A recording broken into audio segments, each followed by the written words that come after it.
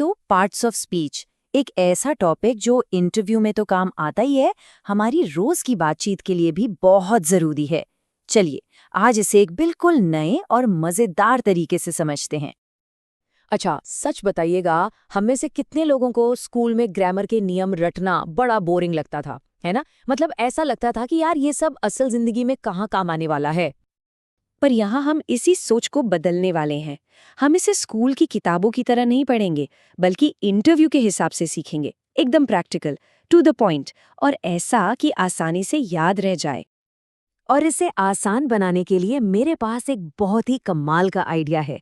एक ऐसा आइडिया जो पार्ट्स ऑफ स्पीच को देखने का पूरा नजरिया ही बदल कर रख देगा। तो सबसे पहले इसकी किताबी परिभाषा देख लेते हैं। पार्ट्स ऑफ स्पीच सीधी सी बात है, शब्दों की कैटेगरीज हैं, और ये कैटेगरीज इस बात पर बनती हैं कि कोई शब्द सेंटेंस में क्या काम कर रहा है। मतलब शब्द क्या है ये उतना जरूरी नहीं जितना ये कि वो सेंटेंस में क्या काम कर रहा है। ठीक है, पर सवाल तो वही है, इन 8 अलग अलग रोल्स और उनके कामों को याद कैसे रखें? यहीं पर हमारा वो बड़ा आइडिया काम आने वाला है। जरा सोचिए कि हर सेंटेंस एक पूरी मूवी है। हाँ, आपने सही सुना, एक छोटी सी मूवी जिसमें अपने कैरेक्टर्स हैं, एक्शन है, लोकेशंस हैं। बस यही है वो आहा मोमेंट जो सब कुछ आसान बना देगा। तो ये रही हमारी मूवी की पूरी कास्ट एंड क्रू। एक्टर से लेके इमोशंस तक हर पार्ट ऑफ स्पीच का एक फिक्स रोल है। चलिए अब एक एक करके इन सब से मिलते हैं। तो तैयार हैं? चलिए अपनी सेंटेंस वाली मूवी के सेट पर चलते हैं और मिलते हैं उन 8 किरदारों से जो हमारी कहानी को जानदार बनाते हैं। और सबसे पहले है हमारी मूवी के हीरो, यानी हमारे एक्टर। और ये एक्टर है नाउन। सीधी सी बात, नाउन किसी भी इंसान, जगह, चीज या आइडिया का नाम होता है। कहानी का मेन कैरेक्टर यही है, जैसे कि राहुल, शहर या लैपटॉप। पर इंटरव्यू में एक ट्रिकी क्वेश्चन आता है, क्या फ्रीडम यानी स्वतंत्रता एक नाउन है? जवाब है बिल्कुल है। कोई भी आइडिया जिसे हम एक नाम दे सकते हैं वो नाउन ही होता है। अब आते हैं प्रोनाउन पर। इसे समझिए एक्टर का स्टंट डबल या बॉडी डबल। इसका बस एक ही काम है, एक्टर का नाम बार बार दोहराने से बचाना, ताकि डायलॉग बोरिंग ना हो जाए। जैसे राहुल की जगह हम वह यूज करते हैं, या स्टूडेंट्स की जगह दे। और हाँ, एक कॉमन कंफ्यूजन है, लोग प्रोनाउन को ही नाम समझ लेते हैं। नहीं, ये नाम नहीं है, ये बस नाम की तरफ इशारा करता है। एक्टर तो आ गया, पर बिना एक्शन के मूवी कैसी? तो वर्ब है हमारी मूवी का एक्शन। ये वो शब्द है जो बताता है कि हमारा एक्टर आखिर कर क्या रहा है या किस हाल में है। जैसे दौड़ना, खाना, सोचना। लेकिन एक जरूरी बात, वर्ब का मतलब हमेशा कोई फिजिकल एक्शन नहीं होता। जैसे शी इज हैप्पी में इज भी एक वर्ब है जो उसके होने की, उसकी स्टेट ऑफ बीइंग को बताता है। अच्छा, अब बात करते हैं स्टाइलिंग की। एडजेक्टिव को समझिए हमारी मूवी का कॉस्ट्यूम डिजाइनर। इसका काम है एक्टर यानी नाउन को स्टाइल देना, ये बताना कि हमारा नाउन कैसा है। जैसे स्मार्ट लड़का या रेड कार। और इसका एक गोल्डन रूल है, बस एक, एडजेक्टिव सिर्फ और सिर्फ नाउन के बारे में बात करता है। That's it. तो अगर एडजेक्टिव एक्टर की स्टाइल बताता है, तो एडवर्ब बताता है एक्शन की स्टाइल। मतलब काम कैसे हुआ, कब हुआ, कहाँ हुआ, ये सब एडवर्ब का काम है। जैसे वो तेज दौड़ा। और यहाँ इंटरव्यू का एक कॉमन ट्रैप है जिसमें बहुत लोग फंसते हैं। लोग सोचते हैं कि हर एडवर्ब के आखिर में लाई आता है। ऐसा नहीं है। फास्ट और वेरी जैसे शब्द भी एडवर्ब्स हैं। प्रेपोजिशंस हमारी मूवी में कनेक्शन सीन बनाते हैं।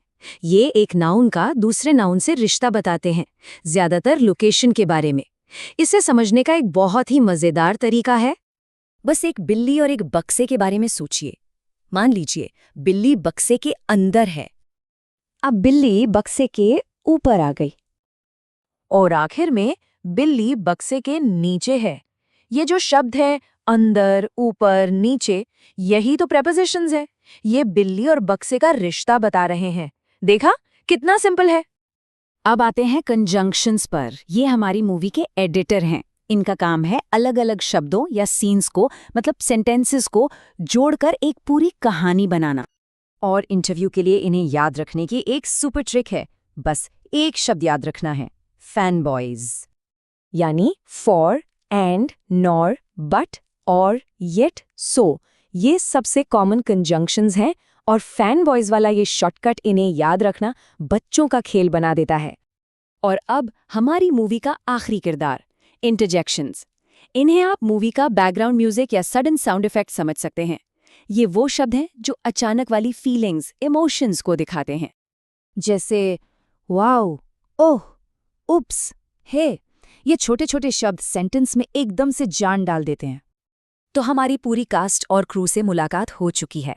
अब टाइम है एक छोटे से इंटरव्यू वार्म अप क्विज का। देखते हैं कितना याद रहा।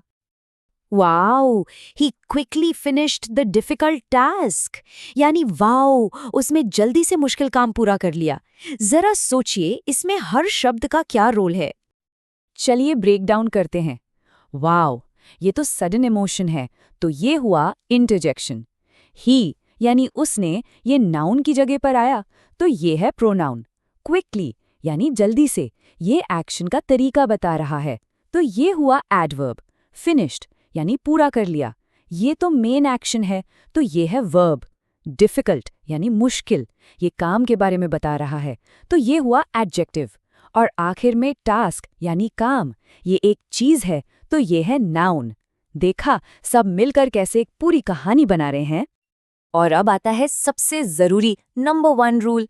एक ही शब्द अलग अलग सेंटेंस में अलग अलग रोल निभा सकता है।